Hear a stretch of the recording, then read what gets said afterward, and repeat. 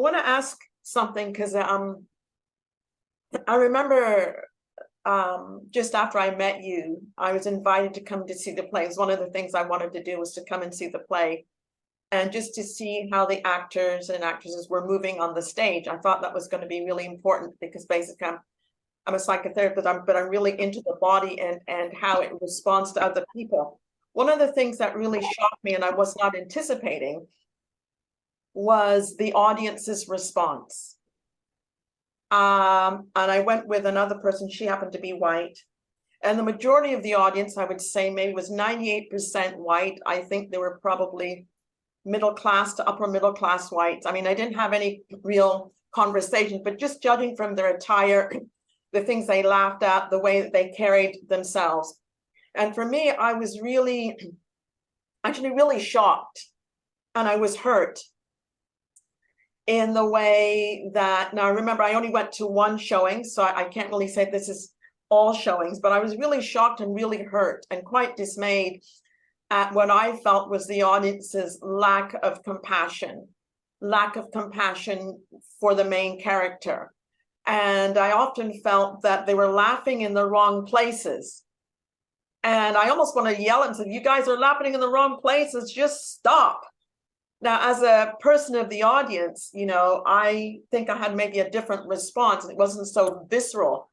Can any of you kind of talk about what that was like for you in playing Tom Robinson? And what was that like for you to be, and I would say, confronted with an audience that wasn't of your peers, was not, you know, the percentage was not mostly Black and brown folks. How did that impact you and influence your parts in the play, and perhaps even also talk a little bit how it influences other white actors?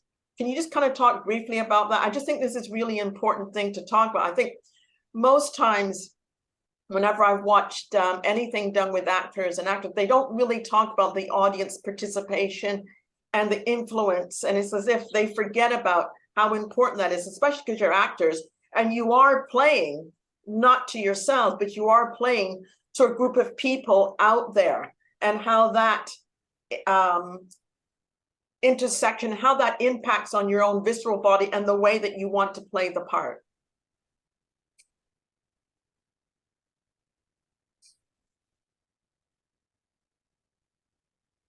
And I just want to say for the audience, we have talked about that. This has come up repeatedly as a common theme within our Monday sessions.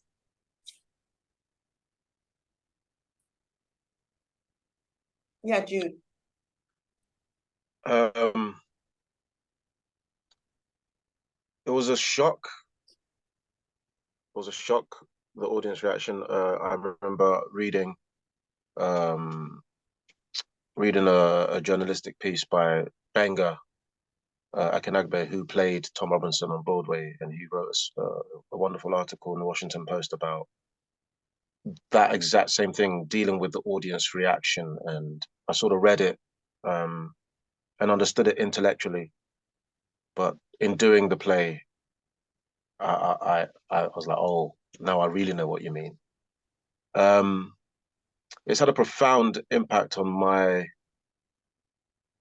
relationship with audiences, I think, going forward. As actors, as performers, live theatre, one of the I think bonuses or joys of it is that immediate connection with your audience. It's one of the reasons why I love it. You know when something's going well, you know when something isn't going well, you know when things need to switch up and blah blah blah. And often an audience's appreciation of what you're doing can be very gratifying. And for the first time in my career, I've experienced a wounding from laughter that I never imagined I could. Laughter has never hurt so deep, I swear. And actually through these sessions, it's allowed me to unpack what some of that laughter might be. Yes, it's complete ignorance.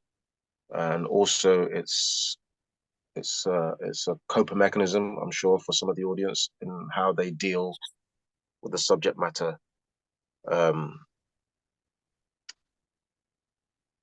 And actually, that still isn't an excuse, because the laughter is stopping them from making that connection.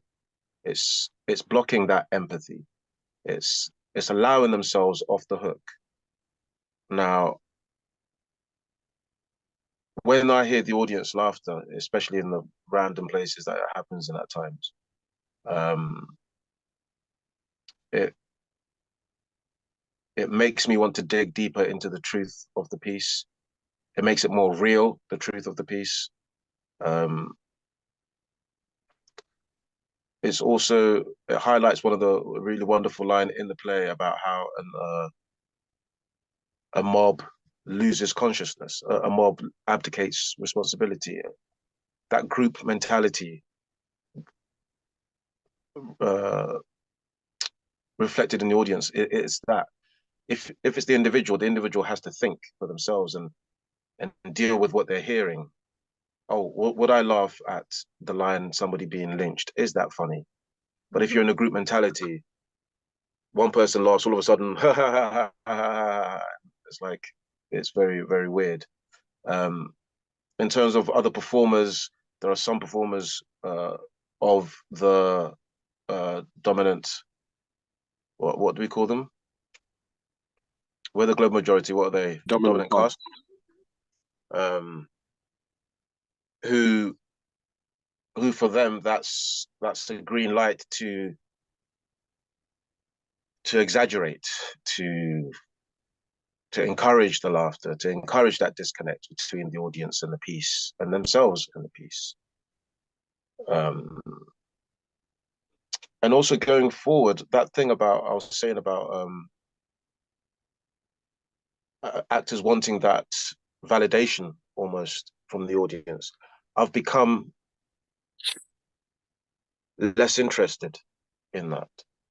It means less to me. Because if these are the same people laughing through some of the most brutal parts of the play, I'll find, and they're also the same people at the end giving you a standing ovation. For me, I find that a very mixed cocktail to swallow. Um, and the benefit of that, I feel, is given me more grounding into what I believe is my truth, my true north. All of those things it's made me go, okay, thank you for your applause, but I don't need that for me to feel like I've found the integrity of the piece. You know, it's made me have more value of my own opinion, more value of my peers' opinion, especially the great majority. Uh, so yeah, I feel more united with these guys in spite of what's been going on. Thank you. Yeah, Itoya. Just to add on to what Jude says, it's interesting that you say, because we know as a global majority that the main and leading character of the show is Tom Robinson. That without Tom Robinson, the show doesn't exist. The play doesn't exist. The whole conversation that it starts with doesn't exist. But the way the play has been done and the way it has been written and the way it has been directed, the way that the audience laugh, it does question who the main character is of the show. Is it Tom Robinson or is it Atticus? If it's Tom Robinson, as you know, we all know, you would be, even though there's laughters, because there's been, and this is how the easiest way to compare, I feel, is the mob mentality, which Judith said is a brilliant way to put it, for sure. But then when you put that mob mentality to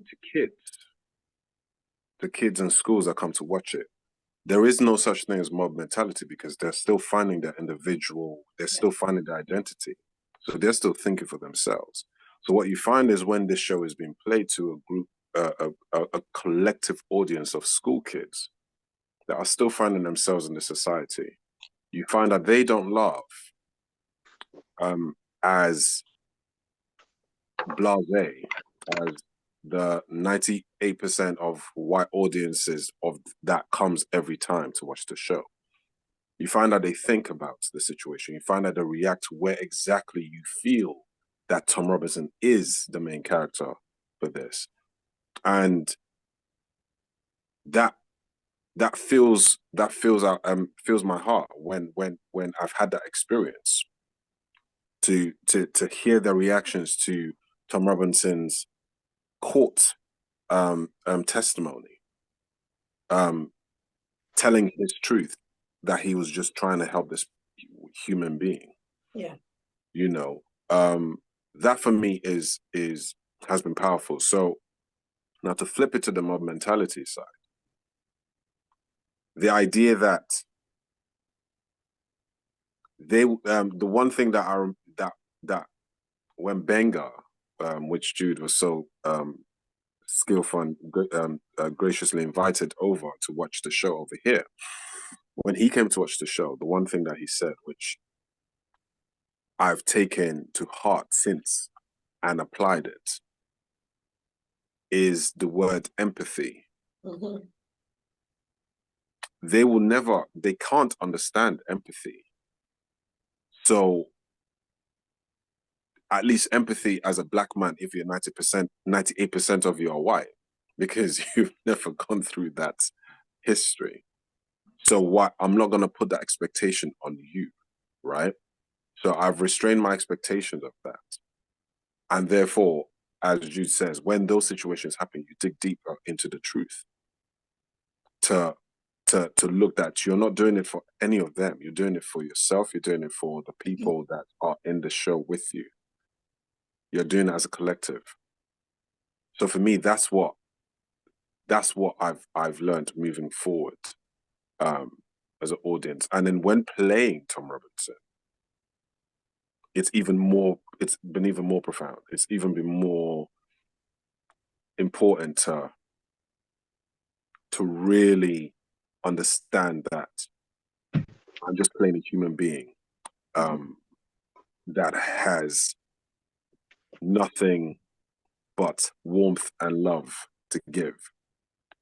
And it's so funny. This is the last time I played Tom Robinson.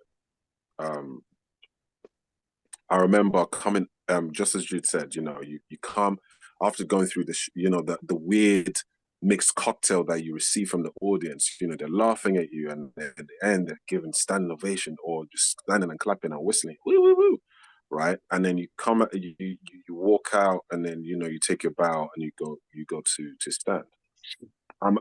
Definitely I've always been of the same mind.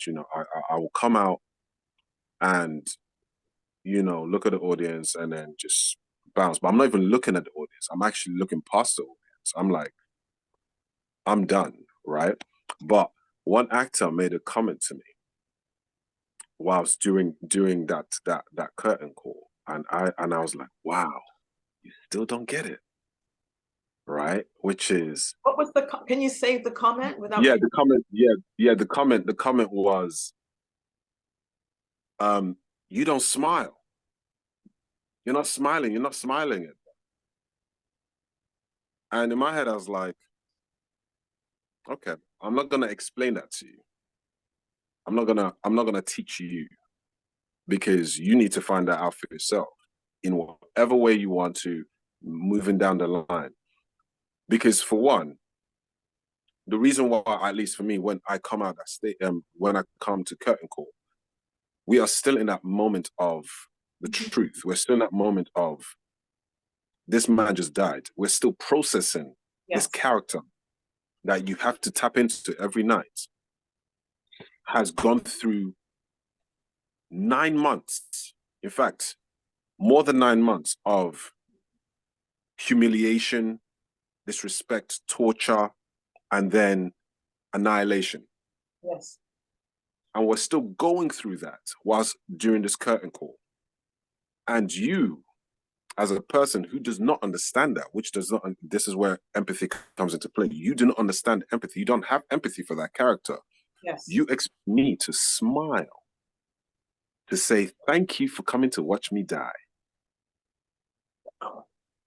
You know, I'm not going to explain that, because if I do explain that, I will then get personally heated, and that would not be right for anyone. So when that person said that, I looked at them and I just said, huh, okay. And I just moved past it. So the audience has made a big, massive addition to this experience of a show for us. But I also expected it because of how the play is written, because of the focal point of the play. You know, we are there are lines of the play that say we're subhuman, we're this, we're that. All these things that give the audience excuse. And as you know, as we know, to some degree, it is uncomfortableness. It is, if I don't laugh, I will feel that I am losing my people. I need to be part of the crowd. But ultimately, it's still inhumane. Yes. You know, and it still hurts. So yeah, that's my 2 cents on that. T.Y., would you like to weigh in on this? Mostly they covered quite a lot of stuff there. I guess things I was thinking about is yeah, I suppose the not even tricky thing, I guess, because I do a bit of writing myself, and to a certain extent, I guess, you know, it's in the writing where you can see where the jokes are purposefully made. It's kind of like like even reading the script, they're gonna laugh there, they're gonna laugh there, they're gonna laugh there. So I suppose in some ways it makes it easier when you get those laughs. I just sort of like expect it, like, oh, that's a joke that was written in by this man who is he's not even middle class, who is an upper class white male writing for an audience. This was going to go straight to Broadway in the West End. So that's already going to be for a specific type of audience.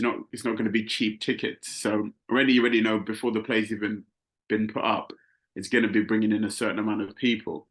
And again, my experience has been slightly different. I haven't gone on stage as many times as Jude and Natoya to feel the grading of the laugh more so recently, because I've been on, even in Natoya's tracking a few times as Tom Robinson's, enough to start to feel that wearing down effect. That's like, I actually can't be asked with this anymore. But I guess the bit where it gets a little bit harder is when it comes to the integrity of some of the actors that are adding their own laughs. It's like, okay, we've got the laughs that are written in the script. That's fine. We can play around. Those are there. But then when you add this extra layer of laughs, that's just unnecessary. And then it goes away from the truth of the scene. Like, this isn't, regardless of what you feel like people in Alabama 1930s would have behaved. Yeah, they would have been racist. It would have been awful. But they wouldn't be doing these things that you're doing, because you're making it into a caricature, you're making it into a farce. I think that's when, yeah, it gets a lot more frustrating. And now I don't know how many times I would have been on stage, maybe 50 or so. That's just like, what is going on?